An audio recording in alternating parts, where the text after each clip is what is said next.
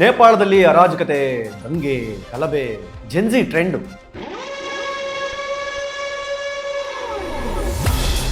YouTube, Facebook, Instagram, WhatsApp, X ಇವೆಲ್ಲ ಸೇರಿದಂತೆ 26 ಆ್ಯಪ್ಗಳನ್ನು ಬ್ಯಾನ್ ಮಾಡಬೇಕು. ವಿಡಿಯೋ ನೋಡೋರಿಗೆ, ವಿಡಿಯೋ ಮಾಡೋರಿಗೆ, ಪ್ರಮೋಷನ್ ಮಾಡಬೇಕು ಸಿನಿಮಾಗಳನ್ನ ಅಂತ ಅನ್ಕೊಂಡು, ಪ್ರಮೋಷನ್ ಮಾಡಬೇಕು ಪೊಲಿಟಿಕಲ್ ಕ್ಯಾಂಪೇನ್ಗಳನ್ನ ಅಂತ ಅನ್ಕೊಂಡಿರುವಂಥವ್ರಿಗೆ ಆಲ್ ಆಫ್ ಸಡನ್ ಸೋಷಿಯಲ್ ಮೀಡಿಯಾನೇ ಬ್ಯಾನ್ ಅಂತ ಮಾಡಿಬಿಟ್ರೆ ಪೊಲಿಟಿಷಿಯನ್ಸ್ಗಳು ಅಂತ ಕರೆಸ್ಕೊಳ್ಳುವವ್ರನ್ನ ಎಲ್ಲೆಲ್ಲಿ ಸಿಗ್ತಾರೋ ಅಲ್ಲಿ ಅಟ್ಟಾಡಿಸಿ ಬಿಡಬೇಕು. ಇನ್ಫ್ಯಾಕ್ಟ್ ಬಾಂಗ್ಲಾದೇಶದ ಪ್ರಧಾನಿಯನ್ನು ಓಡಿಸೇ ಬಿಟ್ಟರು. ಅವರು ಕಂಡಲ್ಲಿ ಗುಂಡು ಆರ್ಡರ್ ಕೊಟ್ಬಿಟ್ರು. 20 ಜನ ಸತ್ತೋದ್ರು. ನಮಸ್ಕಾರ, ಸ್ಪೀಡ್ ಪ್ಲಸ್ ಕರ್ನಾಟಕದ ವಿಶೇಷ ಕಾರ್ಯಕ್ರಮಕ್ಕೆ ಸ್ವಾಗತ. ನಾನು ನಿಮ್ಮ ಕಿರಿಕೀರ್ತಿ. ನೇಪಾಳದಲ್ಲಿ ಅರಾಜಕತೆ, ದಂಗೆ, ಗಲಭೆ, ಜೆನ್ಜಿ ಟ್ರೆಂಡು. ಜೆನ್ಜಿ ಅಂದರೆ ಆಲ್ಮೋಸ್ಟ್ ನನ್ನ ಪ್ರಕಾರ 1997ಇಂದ 2012 ತನಕ ಹುಟ್ಟಿರ್ತಾರಲ್ಲ ಆ ಏಜ್ ಗ್ರೂಪ್ನವರು, ಅವ್ರದ್ದು ದಂಗೆ, ಅವರೆದ್ದಿರೋ ದಂಗೆ. ಕಾರಣ ಏನು ಗೊತ್ತಾ? ಈ ನೇಪಾಳದಲ್ಲಿ ಬಹಳ ದಿನಗಳಿಂದ ಈ ಪ್ರಧಾನಿ ಓಲಿ ವಿರುದ್ಧ ಬಹಳ ದೊಡ್ಡ ಆರೋಪಗಳು ಕೇಳಿ ಬರ್ತಾ ಇತ್ತು. ಭ್ರಷ್ಟಾಚಾರ ಮಾಡ್ತಾರೆ, ಸರ್ಕಾರ ಸರಿಯಾಗಿ ನಡೀತಾ ಇಲ್ಲ, ಹಾಗೆ ಹೀಗೆ ಅಂತ. ಈ ಹಿಂದೆ ನೇಪಾಳದಲ್ಲಿ ರಾಜರು ಆಳ್ತಾ ಇದ್ರಲ್ಲ, ಅದಾದಮೇಲೆ ಇತ್ತೀಚೆಗೆ ಪ್ರಜಾಪ್ರಭುತ್ವ ಬಂದ ಮೇಲೆ, ಏನು ಓಲಿ ಪ್ರಧಾನಮಂತ್ರಿ ಆದಮೇಲೆ ಇಲ್ಲಿ ಬಹಳ ಒಂದ್ರ ಮೇಲೊಂದು ಆರೋಪಗಳು ಬರ್ತಾ ಇತ್ತು. ಈ ಆರೋಪಗಳು ಬರ್ತಿದ್ದಾಗ ಅದೇ ಸಮಯಕ್ಕೆ ಸರಿಯಾಗಿ ಓಲಿ ಒಂದು ಕೆಟ್ಟ ಡಿಸಿಷನ್ ತೊಗೊಂಡ್ಬಿಡ್ತಾರೆ. ಏನು ಡಿಸಿಷನ್ನು ಅಂತಂದರೆ, ಯೂಟ್ಯೂಬ್, ಫೇಸ್ಬುಕ್, ಆಮೇಲೆ ಇನ್ಸ್ಟಾಗ್ರಾಮ್, ವಾಟ್ಸ್ಆ್ಯಪ್, ಎಕ್ಸ್ ಇವೆಲ್ಲ ಸೇರಿದಂತೆ 26 ಆ್ಯಪ್ಗಳನ್ನು ಬ್ಯಾನ್ ಮಾಡಿಬಿಡ್ತಾರೆ. ಅದಕ್ಕೆ ಅವ್ರು ಕೊಡೋ ರೀಸನ್ನು, ಇವರು ನೇಪಾಳದ ಸರ್ಕಾರದ ರೂಲ್ಸ್ ಪ್ರಕಾರ ಇವರು ಇಲ್ಲಿ ರಿಜಿಸ್ಟ್ರೇಷನ್ ಮಾಡಿಲ್ಲ ಅನ್ನುವ ಕಾರಣಕ್ಕೆ ಬ್ಯಾನ್ ಮಾಡಿಬಿಡ್ತಾರೆ.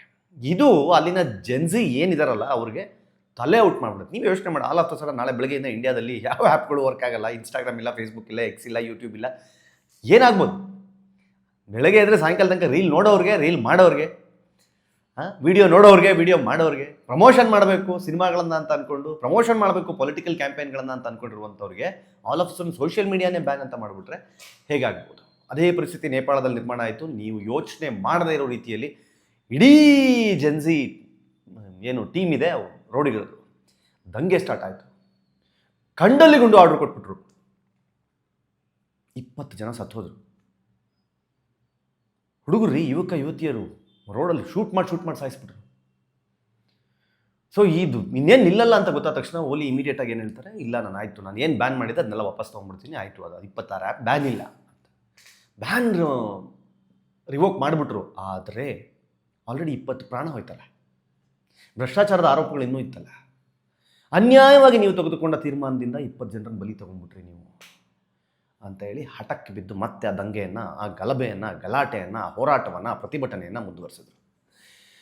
ಅದರ ಪರಿಣಾಮವಾಗಿ ದೊಡ್ಡ ದೊಡ್ಡ ಪೊಲಿಟಿಷಿಯನ್ಸ್ಗಳು ಅಂತ ಕರೆಸ್ಕೊಳ್ಳುವವ್ರನ್ನ ಎಲ್ಲೆಲ್ಲಿ ಸಿಗ್ತಾರೋ ಅಲ್ಲಿ ಅಟ್ಟಾಡಿಸಿ ಹೊಡೆದ್ರು. You believe it or not, ಆ ದೇಶದ ಗೃಹ ಸಚಿವ ಮತ್ತು ಪ್ರಧಾನಿಯನ್ನು ಆ ದೇಶದ ಜನನೇ ಅಟ್ಟಾಡಿಸಿ ಹೊಡೆದ್ರು. ಜೀವ ಉಳಿದ್ರೆ ಸಾಕು ಅಂತೇಳಿ ಓಡಿ ಕೈಗೆ ಸಿಗದಂಗೆ ಹೊಡೆದ್ರು. ಪೊಲೀಸ್ ಪ್ರೊಟೆಕ್ಷನ್ನು, ಆರ್ಮಿ ಪ್ರೊಟೆಕ್ಷನ್ ಸಿಕ್ತು, ಬಚಾವಾದರು. ಆದರೆ ಮತ್ತೊಬ್ಬ ಮಾಜಿ ಪ್ರಧಾನಿಯ ಹೆಂಡತಿಯ ಇದರಲ್ಲಿ ಸಜೀವ ದಹನ ಅಂದರೆ ಜೀವಂತವಾಗಿ ಸುಟ್ಟು ಹಾಕಿಬಿಟ್ರು. ಪೊಲಿಟಿಷಿಯನ್ನ, ಆ ಪಾರ್ಟಿಯವರನ್ನ ಸ್ಟ್ರೈಟ್ ಅವೇ ಟಾರ್ಗೆಟ್ ಮಾಡಿದ ನೇಪಾಳದವರು ಬಿಡಲ್ಲ ಇವರನ್ನ ಅಂತ. ನಮಗೆ ಬೇಜಾರೇನು ಅಂತಂದರೆ, ಭಾರತದ ಸುತ್ತ ಇರುವಂತಹ ರಾಷ್ಟ್ರಗಳನ್ನು ನೀವು ಗಮನಿಸಿದ್ರೆ, ಆಫ್ಘಾನಿಸ್ತಾನ ಇರಬಹುದು, ಬಾಂಗ್ಲಾದೇಶ ಇರಬಹುದು, ಶ್ರೀಲಂಕಾ ಇರಬಹುದು, ಈಗ ನೇಪಾಳ, ಇಲ್ಲೆಲ್ಲ ನೋಡಿ, ಇದು ಭಾರತದ ಅಕ್ಕಪಕ್ಕದಲ್ಲಿರುವಂತಹ ರಾಷ್ಟ್ರಗಳು. ಆಫ್ಘಾನಿಸ್ತಾನ ಬೇರೆ ಕಾರಣಕ್ಕೆ ಬಿಡಿ, ತಾಲಿಬಾನಲ್ಲಿ ತನ್ನ ಪವರನ್ನು ತೋರಿಸಬೇಕಾಗಿತ್ತು, ತಾಲಿಬಾನ್ ಬಂದು ಕೂತ್ಕೊಳ್ತು, ಅದು ಬೇರೆ. ಆದರೆ ಈ ಅರಾಜಕತೆ, ಪ್ರೆಸೆಂಟ್ ಇರುವ ಗೌರ್ಮೆಂಟ್ ವಿರುದ್ಧವಾಗಿ ನಿಂತ್ಕೊಳ್ಳೋದಿದೆಯಲ್ಲ ಇಡೀ ಜನಸಮೂಹ, ಅದು ನಾನು ಹೇಳ್ತಾ ಇರೋದು ಭಾರತಕ್ಕೆ ಕಂಪೇರ್ ಮಾಡಿದ್ರೆ ಶ್ರೀಲಂಕಾ, ಬಾಂಗ್ಲಾದೇಶ ಮತ್ತು ನೇಪಾಳ ಬಹಳ ಪುಟ್ಟ ರಾಷ್ಟ್ರಗಳು. ಅವುಗಳನ್ನೇ ಸಹಿತ ಹ್ಯಾಂಡಲ್ ಮಾಡೋಕ್ಕೆ ಅವ್ರಗಳ ಕೈಲಿ ಆಗ್ತಾ ಇಲ್ಲ. ಆದರೆ ಭಾರತ ಆರ್ಥಿಕತೆಯಲ್ಲಿ ಇವತ್ತು ವಿಶ್ವದ 4ನೇ ಅತ್ಯಂತ ದೊಡ್ಡ ಆರ್ಥಿಕತೆಯಾಗಿ ಬೆಳೆದು ನಿಂತಿದೆ.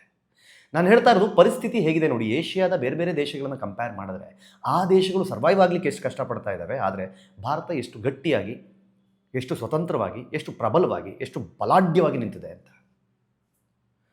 ಇನ್ಫ್ಯಾಕ್ಟ್ ಬಾಂಗ್ಲಾದೇಶದ ಪ್ರಧಾನಿಯನ್ನು ಓಡಿಸೇ ಬಿಟ್ಟರು. ಅವರು ದೇಶ ಬಿಟ್ಟು ಹೋಗ್ಬಿಟ್ಲು. ಶ್ರೀಲಂಕಾದಲ್ಲಿ ಪ್ರೆಸಿಡೆಂಟ್ ಮನೆಯೊಳಗಡೆ ನುಗ್ಗಿ ಅವರ ಬೆಡ್ರೂಮಲ್ಲಿ ಮಲಗಿದ್ರು. ಪ್ರೆಸಿಡೆಂಟ್ ಮನೆ ಸ್ವಿಮ್ಮಿಂಗ್ ಪೂಲ್ನಲ್ಲಿ ಸ್ವಿಮ್ ಮಾಡಿದರು. ಈಗ ನೇಪಾಳದಲ್ಲೂ ಅಂಥದ್ದೇ ಪರಿಸ್ಥಿತಿ ಬಂದಂತಿದೆ. ನೇಪಾಳದ ವಿಚಾರದಲ್ಲಿ ನಮ್ಗೆ ಬೇಜಾರಾಗೋದೇನು ಅಂತಂದರೆ, ವಿಶ್ವದ ಏಕೈಕ ಹಿಂದೂ ರಾಷ್ಟ್ರ ನೇಪಾಳ. ನಮ್ಮ ನೆರೆಯ ರಾಷ್ಟ್ರ ಸಾಕಷ್ಟು ಸಲ ಭಾರತ ಅದಕ್ಕೆ ಬೇಕಾದ ಎಲ್ಲ ರೀತಿಯ ಸಪೋರ್ಟ್ಗಳನ್ನು ಮಾಡ್ತಾ ಬಂದಿದೆ. ಈಗಲೂ ಸಹಿತ ಪ್ರಧಾನಿಗಳು ಹೇಳ್ತಾ ಇದ್ದಾರೆ, ದಯವಿಟ್ಟು ಶಾಂತಿಯಿಂದ ವರ್ತಿಸಿ, ಇದೇ ಭಾರತ ನಿಮ್ಮ ಜೊತೆಗೆ ಅಂತ. ಸೊ ಹೀಗಿರುವಾಗ ನೇಪಾಳದಲ್ಲಿ ಆಗ್ತಿರುವ ಈ ಅರಾಜಕತೆ ನಮಗೂ ಸಹಿತ ಬೇಜಾರು ತರಿಸುವಂತಹ ವಿಷಯ. ಬಟ್ ನಾನು ಹೇಳೋದು, ಓಲಿ ಒಬ್ಬ ಪೊಲಿಟಿಕಲ್ ಲೀಡರ್ ಆಗಿ, ಒಂದು ದೇಶದ ಪ್ರಧಾನಿಯಾಗಿ ಯಾವುದೇ ನಿರ್ಧಾರಗಳನ್ನು ತೆಗೆದುಕೊಳ್ಬೇಕಾದ್ರೆ ಜನರ ಅಭಿಪ್ರಾಯ ಹೇಗಿರುತ್ತೆ? ಇವತ್ತು ನೋಡ್ರಿ, ಇವತ್ತು ಸೋಷಿಯಲ್ ಮೀಡಿಯಾನ ಟಚ್ ಮಾಡೋದಿದೆಯಲ್ಲ, ದಟ್ಸ್ ವೆರಿ ಡಿಫಿಕಲ್ಟ್.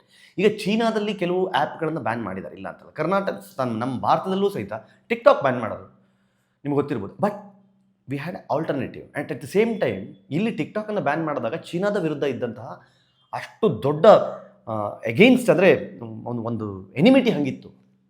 ಸೊ ಆ ಕಾರಣಕ್ಕೋಸ್ಕರ ಅವತ್ತಿನ ದಿನ ಚೀನಾದ ಆ್ಯಪ್ಗಳನ್ನು ಬ್ಯಾನ್ ಮಾಡಿದಾಗ, ಪಬ್ಜಿಯನ್ನು ಬ್ಯಾನ್ ಮಾಡಿದಾಗ, ಅವತ್ತಿನ ದಿನ ಪಬ್ಜಿ ಇದೇ ಜೆನ್ಜಿ ವರ್ಗ ಪಬ್ಜಿ ಒಳಗೆ ಮುಳುಗೋಗಿತ್ತು. ಬಟ್ ಯಾರೂ ಅದನ್ನು ಅಪೋಸ್ ಮಾಡೋ ಪರಿಸ್ಥಿತಿಯಲ್ಲಿ ಇರಲಿಲ್ಲ.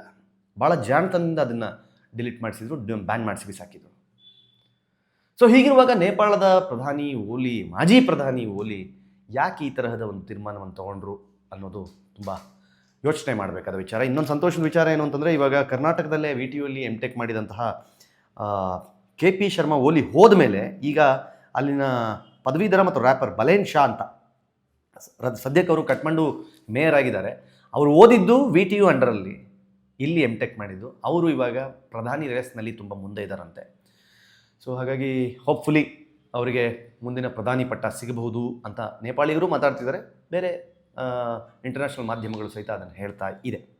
ಏನಾಗಬಹುದು ಅನ್ನೋದನ್ನು ಕಾದು ನೋಡೋಣ. ಆದರೆ ನೇಪಾಳದಲ್ಲಿ ಆದಷ್ಟು ಬೇಗ ಶಾಂತಿ ನೆಲೆಸಲಿ, ಆ ರಾಷ್ಟ್ರ ಮತ್ತೆ ಹಿಂದಿನಂತೆಯೇ ನೆಮ್ಮದಿಯಿಂದ ಬದುಕಲಿ, ಅಲ್ಲಿನ ಜನರಿಗೆ ನೆಮ್ಮದಿ ಸಿಗಲಿ. ಹಾಗೆ ಅಲ್ಲಿ ಈಗ ಸಿಕ್ಕಾಕೊಂಡಿರುವಂತಹ ಭಾರತೀಯರೇನಿದ್ದಾರೆ, ಕನ್ನಡಿಗರೇನಿದ್ದಾರೆ, ಅವರಿಗೆಲ್ಲರೂ ಆರಾಮಾಗಿ ವಾಪಸ್ ಬರುವಂತೆ ಆಗಲಿ.